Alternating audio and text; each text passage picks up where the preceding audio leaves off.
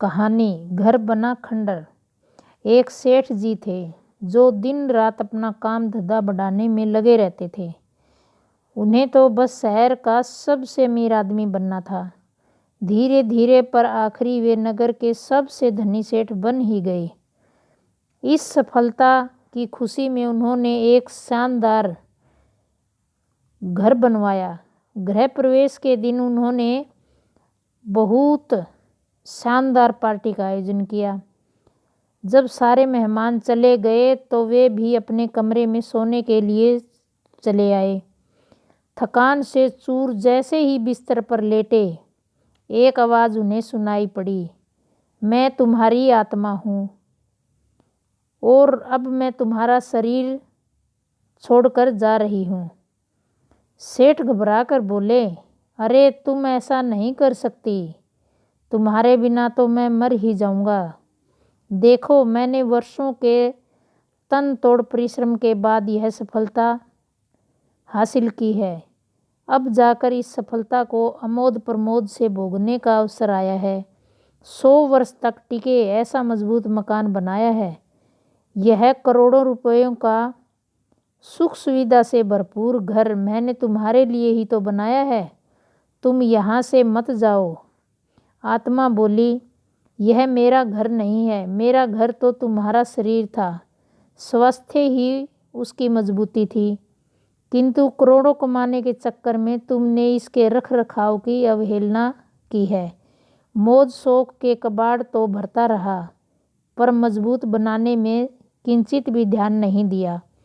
तुम्हारी गैर जिम्मेदारी ने इस अमूल्य तन का नाश ही कर डाला है। आत्मा ने स्पष्ट करते हुए कहा, अब इसे ब्लड प्रेशर, डायबिटीज, थायराइड, मोटापा, कमर दर्द जैसी बीमारियों ने घेर लिया है। तुम ठीक से चल भी नहीं पाते, रात को तुम्हें नींद नहीं आती, तुम्हारा दिल भी कमज़ोर हो चुका है। तनाव के कारण न जाने और कितनी बीमारियों का घर बन चुका है तुम्हारा ये शरीर।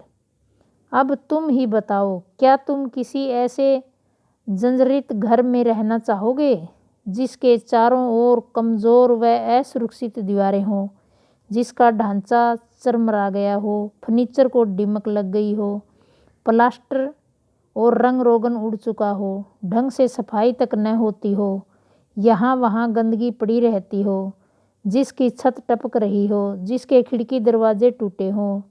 क्या रहना चाहोगे ऐसे घर में? नहीं रहना चाहोगे ना? इसीलिए मैं भी ऐसे आवास में नहीं रह सकती। सेठ पश्चाताप मिश्रित भय से कांप उठे। अब तो आत्मा को रोकने का न तो सामर्थ्य और न ही साहस सेठ में बचा था। एक गहरी निश्वास छोड़ते हुए आत्मा सेठ जी के शरीर से निकल पड़ी। सेठ का पार्थिव बंगला पड़ा रहा। मित्रों, ये कहानी आज अधिकांश लोगों की हकीकत है। सफलता अवश्य हासिल कीजिए, किंतु स्वास्थ्य की बलि देकर नहीं, अन्यथा सेठ की तरह मंजिल पा लेने के बाद भी अपनी सफलता का लुत्फ उठाने से वंचित रह जाओगे। पहला सुख निरोगी काया। अगर वीडियो अच्छी लगी तो लाइक करें, शेयर करें, सब्सक्राइब और बेल आइकन दबाएं ताकि वीडियो की नोटिफिकेशन सबसे पहले आप तक पहुंचे। Thank you.